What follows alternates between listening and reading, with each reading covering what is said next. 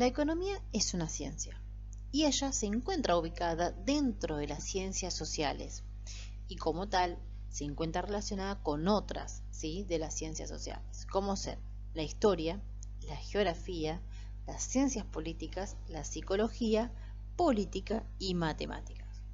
Cuando decimos que se encuentra relacionada con la historia, nos lo referimos dado al hecho de que, a ver, suceden acontecimientos, ¿sí?, que por lo general estos acontecimientos tienen factores económicos.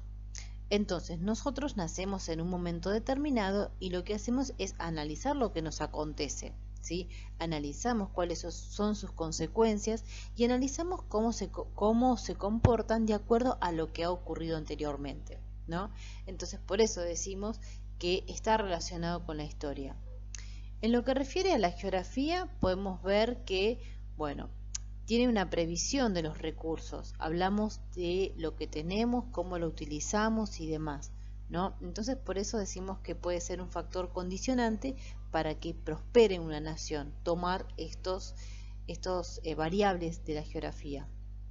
En el caso de las ciencias políticas, lo decimos porque, bueno, los economistas influyen en la política y en las teorías que aplican en la economía, ¿no? El mejor ejemplo que tenemos es el de Adam Smith, ¿sí? Y además tenemos el de John Locke. En cuanto a la psicología, los seres humanos reaccionan ante las condiciones de dificultades y oportunidades que afectan a su economía, ¿no? Y esta ciencia aporta muchas nociones que nosotros podemos recordarlo y ejemplificarlo con la pirámide de Maslow, ¿no? Entonces, económicamente nos vamos ubicando en estos estratos que habíamos hablado anteriormente. En cuanto a la política, bueno, en este caso el gobernante va a ser la persona que tome las decisiones económicas en los diferentes campos de la administración. Y en cuanto a las matemáticas, bueno, las matemáticas poseen características técnicas, cálculos, estadística, que todo ello van a ser herramientas para nosotros para poder analizar mejor el estadio que vamos a querer analizar, ¿sí? Como por ejemplo, la variación del precio, la baja o el aumento de las importaciones o exportaciones, el crecimiento poblacional, etcétera. Educatina, el sitio de educación número 1 de Latinoamérica. Hola a todos. En esta oportunidad conoceremos por qué la economía es una ciencia. Pero para avanzar, primero debemos conocer cómo se clasifican las ciencias. Son muchas las clasificaciones de la ciencia, pero vamos a realizar esta explicación en función de la clasificación propuesta por Mario Augusto Bunge, quien es un físico, filósofo y humanista defensor del realismo científico y de la filosofía exacta de origen argentino, quien distinguió la ciencia entre ciencias formales y ciencias fácticas en su publicación La ciencia, su método y su filosofía en el año de 1960. A su vez, estas dos categorías incluyen otras subdivisiones. Dentro de las ciencias fácticas encontramos a las ciencias naturales y a las ciencias sociales. Ejemplo de ciencias naturales son la física, la química, la biología, la botánica, entre otras. Ejemplo de ciencias sociales son la economía, que nos ocupa, la geografía, la arqueología, la historia, entre otras. Y ejemplo de las ciencias formales son las matemáticas y la lógica. Recordemos que las ciencias formales estudian ideas y que las ciencias fácticas se ocupan de estudiar hechos. Por ejemplo, las ciencias naturales se ocupan de estudiar los procesos, los cambios y las transformaciones de la materia. Y las ciencias sociales, por su parte, se encargan de estudiar al hombre y sus interacciones. Pero también es importante conocer las características que generan esta clasificación entre ciencias formales y ciencias fácticas, que se componen, recordemos, por una parte de las ciencias naturales y de otra de las ciencias sociales. Ahora analicemos estas características. Primero, el objeto de estudio. El objeto de estudio de las ciencias formales son referentes conceptuales. Referentes conceptuales. Un ejemplo de ello son los números o las operaciones matemáticas. Las ciencias fácticas, por su parte, tienen como objeto de estudio a las cosas, los objetos, los procesos, y hemos dicho también que los hechos. Ejemplo, un árbol se encarga de estudiar la ciencia natural, por ejemplo. Un objeto, un televisor. Un proceso, puede ser el proceso de la elaboración del chocolate. Un hecho, puede ser estudiar el porqué de los precios en los productos. Veamos el método de análisis de las ciencias formales. El método de análisis en las ciencias formales es la lógica. En las ciencias fácticas es la lógica más la observación.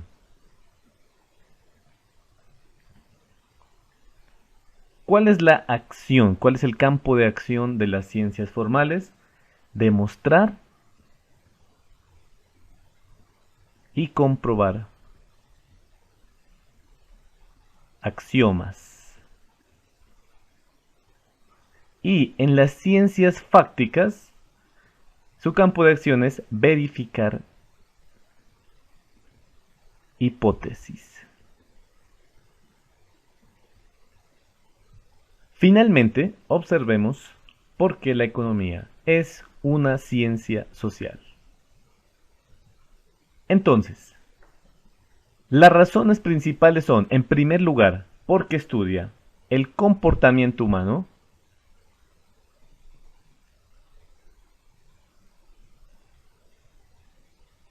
las actividades humanas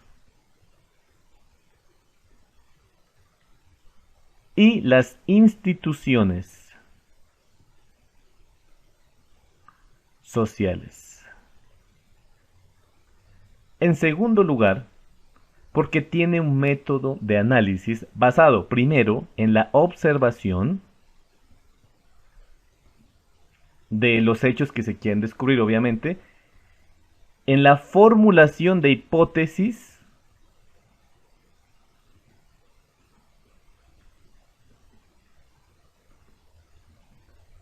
por la cual se generalizan los resultados de esa experiencia y porque realiza la comprobación de esas hipótesis.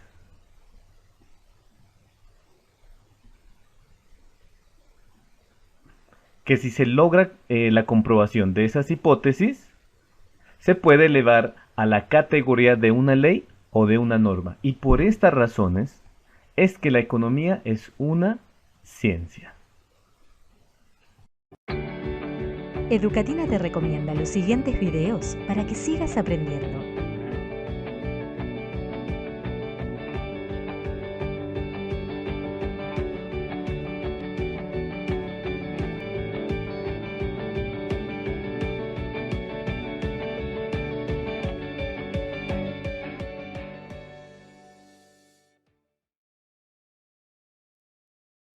Habiendo entendido que la economía es una ciencia, entonces ahora comprendemos que esta la debemos tratar como tal, ¿no? Y dentro de su clasificación vamos a encontrar dos grandes campos.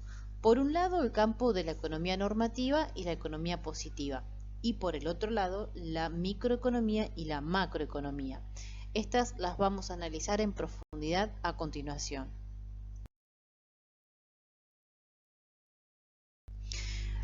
Ahora bien, en este estadio ya entendimos qué significa economía, para qué sirve, qué esperamos de ella. Hablamos de los bienes, los dividimos y hablamos de las necesidades. Entonces ya tenemos un concepto mucho más amplio de lo que es economía. Y es justamente en este momento que tenemos que empezar a hablar del mismo idioma. Y por ello vamos a ingresar en cuestiones más técnicas, ¿sí? Tenemos que ingresar en un vocabulario en el que todos entendamos. Y es por ello que vamos a hacer algunas aclaraciones que sobre el vocabulario que vamos a estar utilizando. Entonces, tenemos que definir qué es economía positiva y la economía normativa. La economía positiva, bueno, podemos decir que se define como una ciencia que busca dar explicaciones del funcionamiento de los fenómenos económicos y se ocupa más que nada de lo que podría ser o de lo que es. A ver, ¿a qué me refiero? A que independientemente de las convicciones políticas, ¿sí?, que un economista puede llegar a tener, lo que tiene que hacer es observar los hechos y evaluar los fenómenos, ¿sí? En este sentido, podemos decir que la economía positiva se va a dedicar a establecer proposiciones. ¿Qué sería? Vamos a verlo con un ejemplo. Podemos decir que si se dan tales circunstancias, esto tendría lugar a tal acontecimiento. Podríamos decir que si se abre el comercio internacional sin políticas de restricción a las importaciones, seguramente la producción nacional se vería perjudicada. A eso se refiere la economía positiva, ¿sí?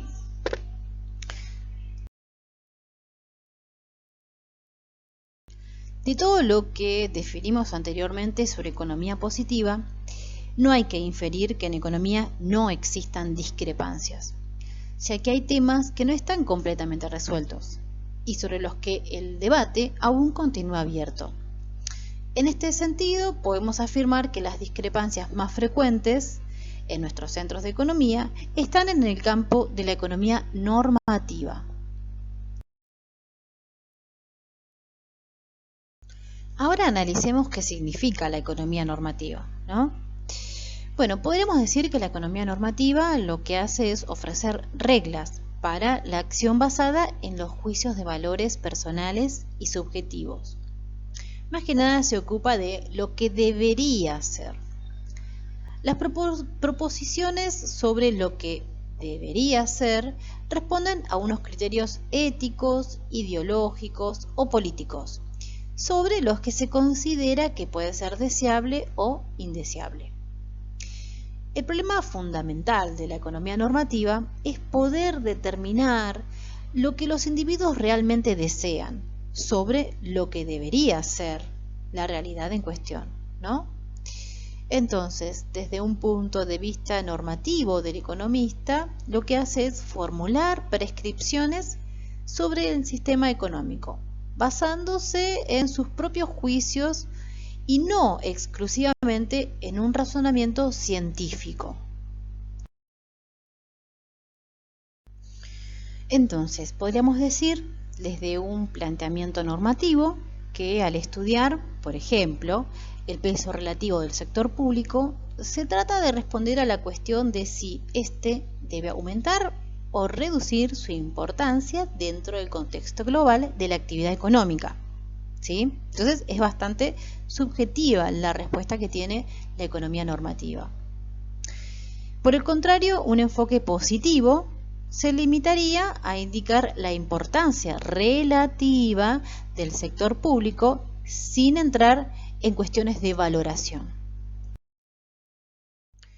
La microeconomía es la rama de la economía que estudia el comportamiento de los agentes económicos y sus interrelaciones. Recordemos que los agentes económicos nosotros los representamos en ese circuito, ¿sí? En el cual teníamos a nosotros los consumidores, a las empresas y al Estado. Entonces, la microeconomía lo que va a hacer es estudiar el comportamiento de cada uno de estos agentes, nosotros como consumidores, las empresas como empresas y al Estado desde su rol de regulador, ¿sí? La macroeconomía, en cambio, se ocupa del comportamiento de la economía en su conjunto, ¿sí? Recordemos que la microeconomía analizaba por separado a los agentes económicos, ¿sí? Y la macroeconomía lo que hace es agruparlos a todos los agentes económicos y evalúa el comportamiento en conjunto de todos ellos.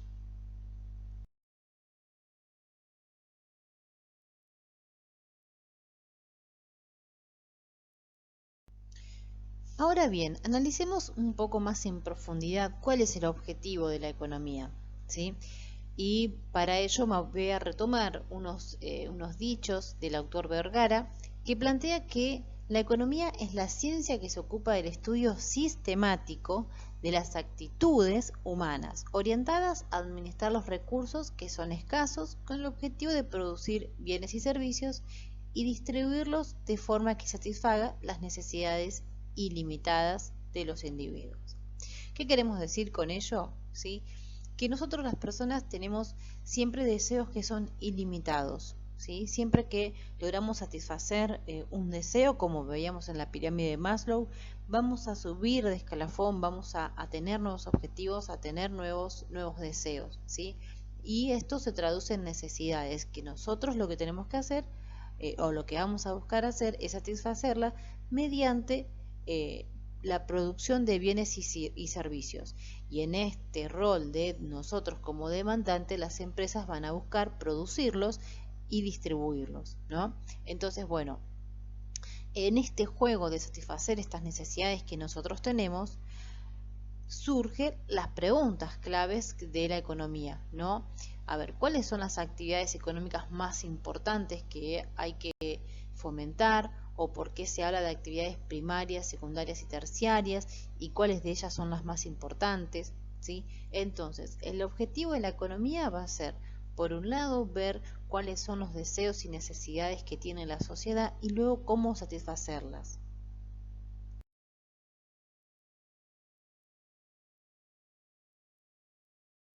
En esa búsqueda de satisfacer las necesidades que tenemos los individuos, ¿sí? Recordemos siempre la pirámide de Maslow, que tenemos necesidades fisiológicas en su base, luego de seguridad, luego de ego, relación y demás.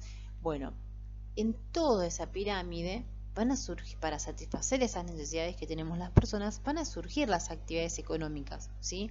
Dentro de esas actividades económicas vamos a disgregarlas. Vamos a encontrar las actividades primarias, las actividades secundarias y las actividades terciarias. Las actividades primarias son aquellas que están dedicadas a la agricultura, ganadería, silvicultura, pesca, caza y minería. En cambio, las secundarias tienen procesos manufactureros, ¿sí? Tienen algún proceso de elaboración, algún valor agregado a aquella actividad primaria, ¿sí? Por ello decimos que dentro de las actividades secundarias se encuentran las industrias manufactureras, construcción y generación y distribución de agua, electricidad y gas. En cambio, las actividades terciarias las encuadramos al comercio por menor, ¿sí? También pueden ser bienes raíces, actividades gubernamentales y judiciales, seguros y servicios financieros, seguros de salud, medios de comunicación, transporte y almacenamiento, servicios educativos, hoteles, restaurantes y telecomunicaciones, ¿sí? Brindan más que nada servicios que no son palpables a la vista, sino que son intangibles, ¿sí? En cambio, las actividades primarias y secundarias son bienes tangibles, nosotros los podemos ver, los podemos tocar. En cambio, cuando hablamos de actividades terciarias es más intangible, ¿sí? Esa básicamente sería la primera característica que nos llevaría a disgregarlas bien.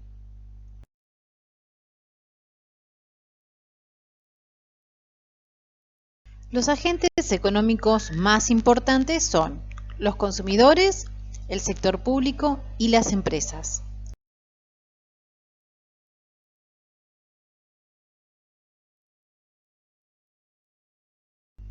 Los consumidores. Los consumidores están agrupados en familias o economías domésticas. Se ocupan de decidir qué bienes y servicios consumen para satisfacer sus necesidades en función a la mayor utilidad que a ellos les reporte.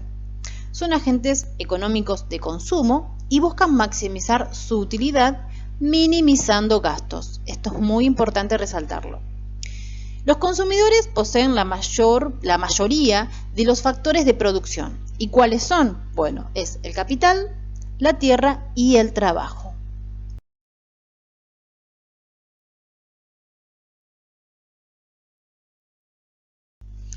Ahora bien, analicemos a nuestro segundo gran agente económico, que es el sector público. El sector público está formado por las distintas administraciones públicas.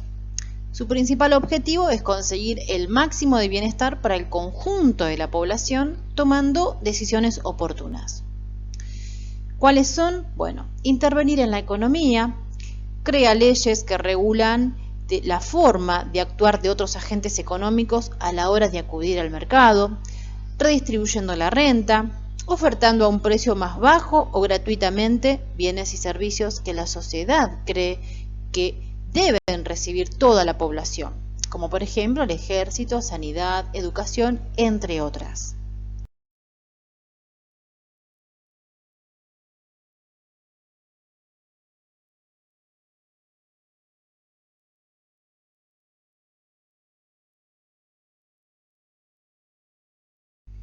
Entonces podríamos decir que el Estado interviene en la economía a través de 4 aspectos fundamentales. Ellos son, por un lado, la regulación, porque va estableciendo normas de funcionamiento. Por el otro lado, los ingresos, recaudando dinero para desarrollar sus actividades. Los gastos, que realiza con actividades, y las empresas públicas. Entonces, sus principales funciones van a ser, de acuerdo a ello, establecer un marco legal para la economía, vender y comprar bienes y servicios, establecer impuestos, tratar de estabilizar la economía, redistribuir la renta y procurar la eficiencia económica. Analicemos a nuestro último agente económico, las empresas. Bueno, las empresas son unidades de producción, ya que producen bienes y servicios. Pero hay que clasificarlas, ¿sí? La primera y gran clasificación que vamos a realizar es según la actividad que desarrollan. La primera clasificación dentro de la actividad que desarrollan es el sector primario. Dentro del sector primario vamos a encontrar las industriales, las extractivas y las manufactureras. Las industriales son las que realizan la actividad primordial en este tipo de empresas en la producción de bienes mediante la transformación de la materia o extracción de materias primas. Las extractivas se dedican a la explotación de recursos naturales, renovables o no renovables. Por ejemplo, la pesquera, maderera, minera, petrolera, etc. Y las empresas manufactureras son las empresas que transforman esta materia prima en procesos terminados, los cuales pueden ser de consumo final o de producción. Los de consumo final producen bienes que satisfacen de manera directa las necesidades del consumidor. Por ejemplo, una prenda de vestir, muebles, alimentos, aparatos eléctricos, etc. Y por el otro tiene las de producción, que estas se satisfacen las de consumo final. Por ejemplo, maquinaria ligera, productos químicos, etc. Veamos la segunda definición de acuerdo a la actividad que desarrollan, ¿sí? La segunda clasificación estaría dentro de las empresas del sector secundario. ¿Quiénes forman parte del sector secundario? Bueno, más que nada los comerciantes, que son los intermediarios entre el productor y consumidor. Su función primordial es la compra-venta de productos terminados y los podemos clasificar en mayoristas, minoristas y comisionistas, que son los que venden lo que no es suyo pero dan a consignar.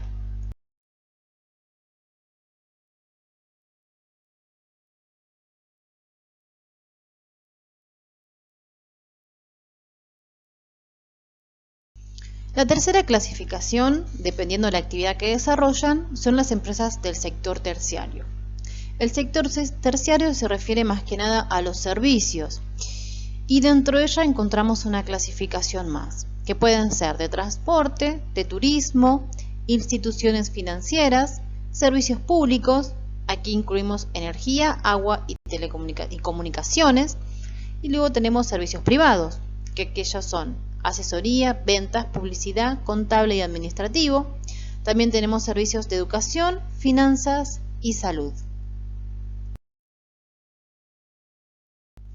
Analicemos la otra clasificación de las empresas, que sería según el capital de procedencia que tienen, ¿sí? Bueno, aquí tenemos 4 grandes clasificaciones. Tenemos empresas privadas, empresas de autogestión, empresas públicas y empresas mixtas. Las empresas privadas serán privadas si el capital está en manos de accionistas particulares. Las de autogestión si los propietarios son los propios trabajadores. Las empresas públicas serán si el capital y el control están en manos del Estado. Y serán mixtas si el capital o el control son de origen tanto del Estado como de privados o comunitarios. Ahora analicemos la tercera gran clasificación de las empresas, que estaría dado según la forma jurídica que éstas adquieren. Y a ello nos referimos a la titularidad que tiene la empresa y la responsabilidad legal que tienen sus propietarios. Por un lado tenemos a las empresas individuales, ¿sí? Si solo pertenece a una persona, ésta puede responder frente a terceros con todos sus bienes, es decir, con responsabilidad ilimitada o solo con el importe que fue necesario para su constitución. En el caso de las empresas individuales, de responsabilidad limitada. Es la forma más sencilla de establecer un negocio y suele ser empresas pequeñas o de carácter familiar. Bueno, la segunda clasificación con respecto a la obligación que adquieren los dueños de las empresas estaría dado por las sociedades anónimas, las sociedades colectivas, las sociedades comanditaria, las sociedades de responsabilidad limitada y las sociedades por acción simplificada, ¿sí? No vamos a ingresar en detalle en cada una de ellas porque no es el objetivo de la materia, pero sí es importante que ustedes sepan que tienen distintos grados en cuanto a su compromiso al capital que aportan y a las deudas que contraen, ¿sí? Bueno, vamos a la tercera clasificación, que son las cooperativas u otras organizaciones de economía social.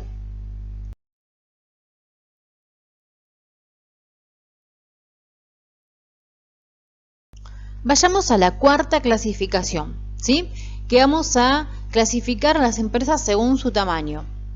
Aquí podemos encontrar que no hay unanimidad entre los economistas a la hora de establecer qué es una empresa grande o una empresa pequeña, ¿sí? Entonces, los principales indicadores que nosotros vamos a utilizar son el volumen de venta, el capital propio, el número de trabajadores, beneficios, etc. Vamos a ver como un rejunte, ¿sí? Entonces, el más usado suele ser el número de trabajadores. Este criterio es el que se encuentra dentro de esta clasificación que yo les doy a continuación. Por un lado tenemos las microempresas, que serían si poseen 10 o menos trabajadores. Después tenemos las pequeñas empresas, que si tienen entre 11 y 50 trabajadores. La mediana empresa estaría dada entre 51 y 250 trabajadores.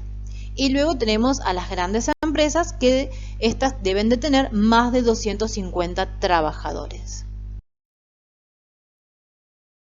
Vayamos a la quinta clasificación, ¿sí? Y esta estaría dada según el ámbito de actuación o el ámbito geográfico en el que la empresa realiza su actividad. Por un lado vamos a tener empresas locales, regionales, nacionales, multinacionales y transnacionales. Las empresas locales serían aquellas que venden sus productos o servicios dentro de una localidad determinada, ¿sí? Las regionales son aquellas que venden sus productos o servicios a varias localidades o provincias de un país, ¿sí? Después tenemos las nacionales. son aquellas que venden sus productos dentro de todo un territorio limitado que sería un país, ¿sí? Las multinacionales serían aquellas que operan en 2 o más países con el fin de maximizar sus ventas bajo una perspectiva de global. Luego tenemos las transnacionales, son empresas grandes, ¿sí?, que se dedican a la producción de bienes o servicios que poseen filiales en otros países diferentes al originario, ¿sí?, que nosotros lo llamamos como casa matriz. Y con ello logran expandir su influencia económica a todo el mundo. Con que el 10% del capital de la entidad matriz esté puesto en una filial extranjera, la empresa es considerada multinacional o transnacional. Vayamos a la última clasificación, ¿sí?, que sería las empresas según la cuota de mercado que poseen. Bueno, por un lado tenemos a las empresas aspirantes, a las especialistas, a las líder y a las seguidoras. ¿Qué quiere decir cada una de ellas? Bueno, las empresas aspirantes son aquellas cuya estrategia va dirigida a ampliar su cuota frente a otra que es líder en el mercado y a las demás empresas que son competidoras. Las empresas especialistas son aquellas que responden a necesidades muy concretas dentro de un segmento de mercado, ¿sí? Pueden ser muy chiquititos. Son fácilmente defendibles frente a los competidores y en el que pueda actuar casi en condiciones monopólicas. Este segmento debe tener un tamaño lo suficientemente grande como para que sea rentable, pero no tanto como para atraer a empresas líderes. La empresa líder, ¿sí?, en tanto en cuanto atiende a lo que marca la punta en cuanto al precio, ¿sí? Son las empresas que ellas imponen el precio y los demás tienen que seguirla. ¿Por qué? Porque tienen la innovación necesaria, porque invierten en publicidad, ¿sí? Además, bueno, están ellas encaminando el camino para las que logran hacer imitaciones sobre ellas. Y después tenemos las empresas seguidoras, que son aquellas que no disponen de una cuota suficientemente grande como para inquietar a la empresa líder, solamente la siguen.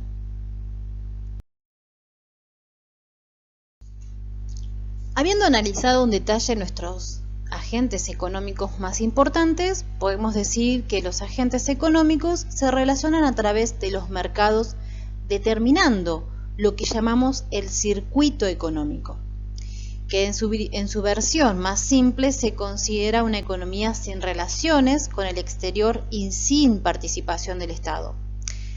A continuación los invito a ver un circuito de mercado simple y luego uno más complejo como para que se entienda mejor que los agentes económicos en versión simplificada tenemos que entender primero cómo nos relacionamos dentro de nuestro sistema.